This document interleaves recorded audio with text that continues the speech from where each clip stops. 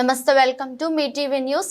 ఈ రోజు 27/5/2024న గాజువాక కాంగ్రెస్ పార్టీ ఆధ్వర్యంలో భారత్ మొదటి ప్రధానమంత్రి శ్రీ జవహర్ లాల్ నెహ్రూ 74వ వర్ధంతి గాజువాకలో ఘనంగా నిర్వహించారు.